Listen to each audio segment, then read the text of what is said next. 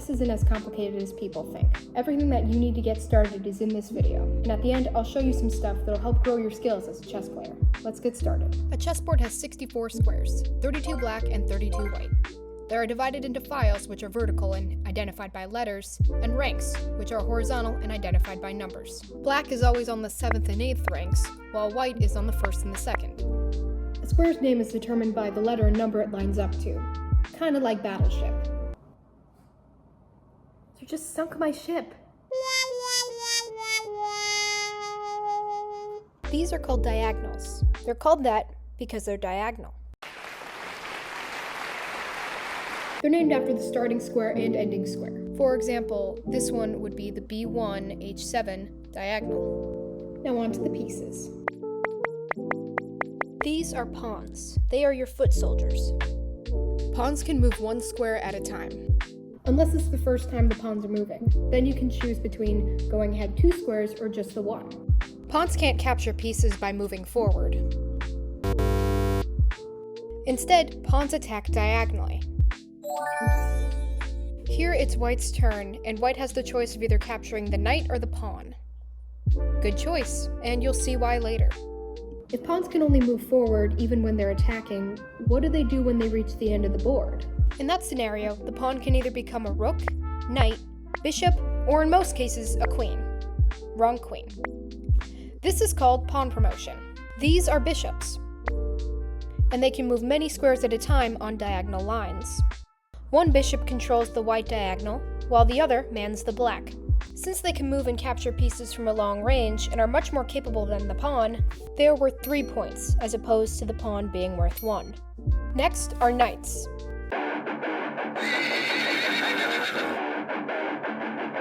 These pieces are special because they don't move along the ranks, files, or diagonals. Instead, the knight moves in a 3x2 L shape. Is it weird? Yes. Are they my favorite piece because of it? Also yes. The knight also has the unique ability to jump over other pieces, similar to a horse in battle.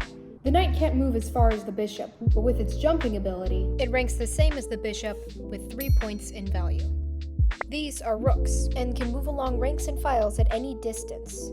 Because they aren't confined to one color or square like the bishop and can move around more, they are a better long-distance piece than the bishop, and are worth 5 points. Rooks can also be used to do a special move called castling. Castling is where the rook and king switch positions like this, and it looks like this on the queen's side. We do this so that way the king is tucked away safely while the rook can easily get out and fight. It's worth noting that you can only castle if your king and rook haven't moved. If the king is crossing over or landing on a square that can put him in danger of being captured, he can't castle. Here we can see black's bishop is preventing white from castling. Stupid bishop. It's generally advised to castle early in the game. Now on to the most powerful piece on the board. The queen. Get out of here, Rue. The queen. She takes residence on the D file and is on the same color square as her color. Now the queen can move on files and ranks like the rook, and diagonals like the bishop. Now because she can move like almost any piece on the board, queen only wishes she can move like the knight, she has 9 points in value. Because she's such a valuable piece, it's generally advised not to get her out too early, because you might lose her quickly, giving your opponent a huge advantage. Lastly, the star of the show, the king. Its home is on the E file right next to the queen. The king can move like a queen, but only one square at a time. Despite the king needing to be defended, you can use your king as offense in the endgame. Here, the white king traps the black king, while the rook delivers what's called a checkmate. Because the goal of the game is to capture the king's value cannot be measured. If your opponent threatens to attack your king, it's called check. Your opponent says check when this happens. When your king is in check, you need to move him out of check. This can lead to some rather uncomfortable situations. The king is forced to flee, while the queen is left defenseless. When the king is in check and can't escape, block, or capture the attacker, then the king has been checkmated and you've won the game. Here, black checkmates white only in 2 moves. This is called a fool's mate, and it's pretty embarrassing for white. You need multiple pieces to work together to checkmate, in some cases, your opponents. Since it's the goal of the game, I'd recommend to study the different ways to checkmate, so you can recognize the patterns when you see them in your games. There's also such thing as a stalemate or a tie. This occurs when there are no legal moves left, but the king is not in check. This is especially frustrating when you're about to win, and you made it end in a stalemate by accident. Just be careful when you're trying to corner that king. A stalemate can also occur when the exact moves with the same exact positions are repeated 3 times. So now you know all the basic rules of chess. Here's some things to keep in mind to better your playing. Develop your pieces. A good offense will keep your opponent from attacking and make them feel smothered. Sacrifice your pieces when necessary. One of my favorite things to do is to sacrifice my queen to get a checkmate. My opponent thinks that they're getting the better of me by taking my queen, and then I win the game. Sacrifice doesn't have to mean you get checkmate. You can sacrifice a piece for a better position, too. This is an opening called the Queen's Gambit. Here, white sacrifices a pawn for a slightly better position.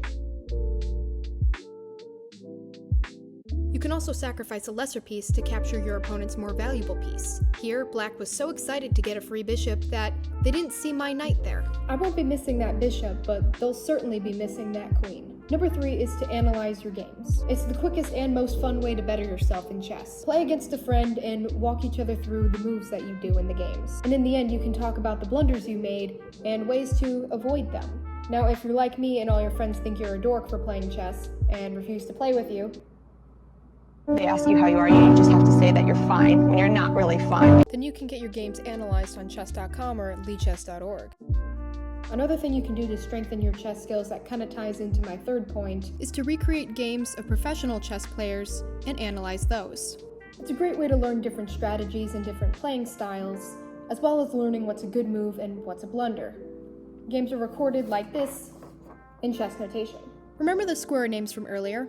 They tell us which piece goes where. This symbol means white pawn to e4. White's move is always first because white always goes first. B stands for bishop, N stands for knight, since K stands for king, Q for queen, R for rook, and pawns don't have a symbol in front of them to keep things simple. Let's go through this game.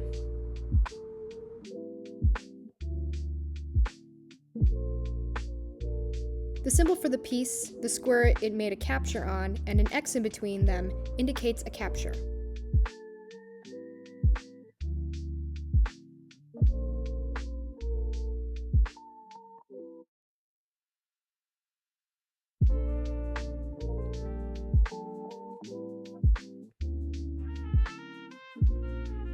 If the knight moves out of the way, it leaves the queen open to the bishop's attack, so we say the knight is pinned to the queen.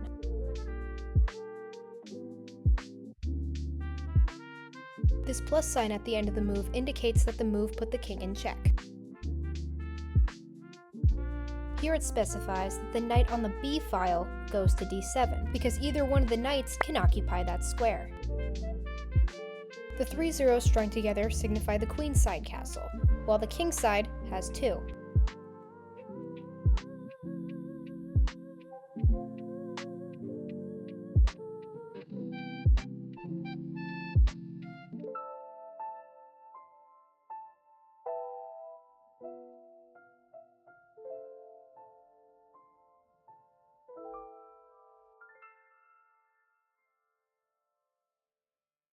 A pound symbol or hashtag is put at the end of a move to signify that that move delivered checkmate. Pawn promotion is shown by the square name the pawn is on, an equal sign, and whatever the piece the pawn becomes.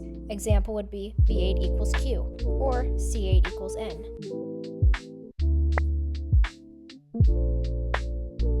Now that you know how to read chess notation, let's learn a simple opening. Ruy Lopez is named after a really strong Spanish player from around the mid-1500s. This opening is taught to a lot of beginners, but make no mistake, it's still amazing.